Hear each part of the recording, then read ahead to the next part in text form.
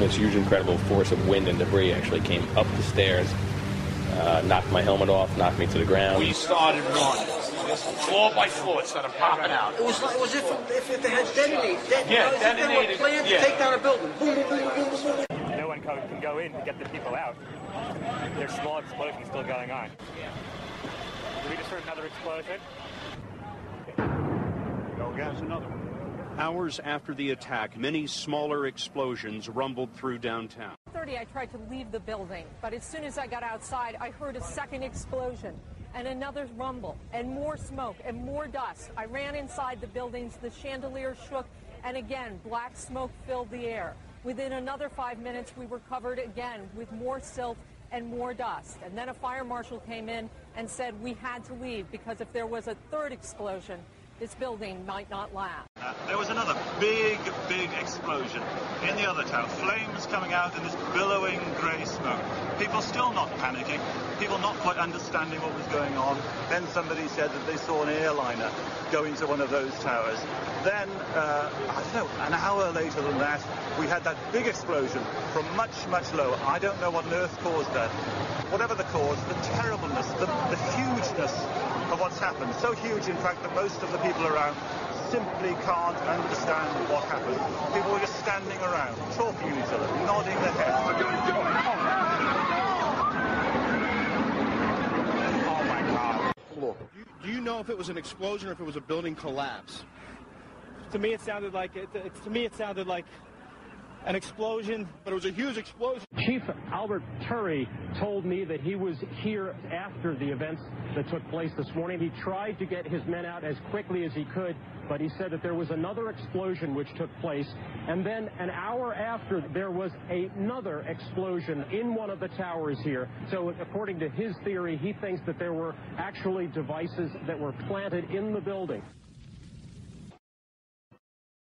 I was about 5 blocks away when I heard explosions, 3 thuds, and turned around to see the building we just got out of, antenna tip over and fall in on itself.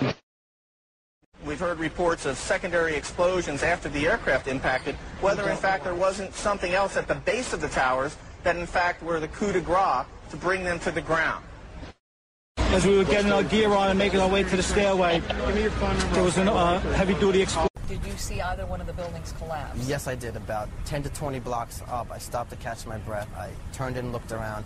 The Southern World Trade Center began to just buckle, about 50 consecutive bangs, and it fell down like a wall. But when we were down about a block from the base of the World Trade Center towers about an hour ago.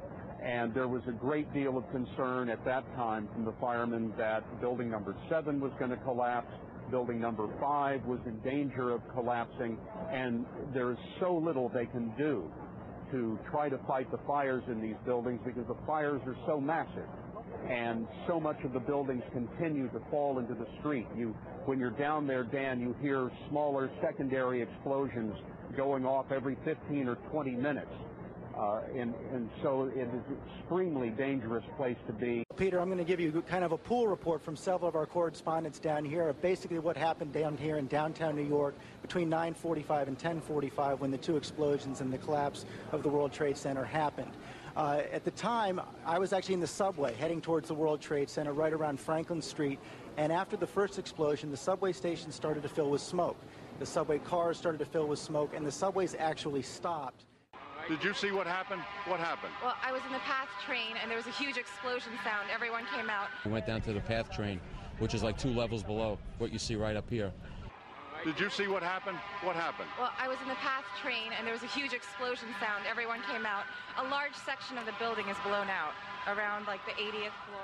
When you exited the subway station due to a lack of smoke, Eileen? It was very smoky, and then we exited on Church Street out of the PATH train station. I crossed over to Church. They were having coffee in the World Trade Center when the first plane struck. And all of a sudden it sounded like, I don't know where the subway is, but it sounded like a subway collision, a bomb, and it was just pounding, boom, boom, boom, and I literally thought the subway had exploded and all the cars were fixing to land on top of us. It was so loud. I go downstairs, the foreman tells me to go to remove the containers. As I'm walking by the main freight car of the building in the corridor, that's when I got blown.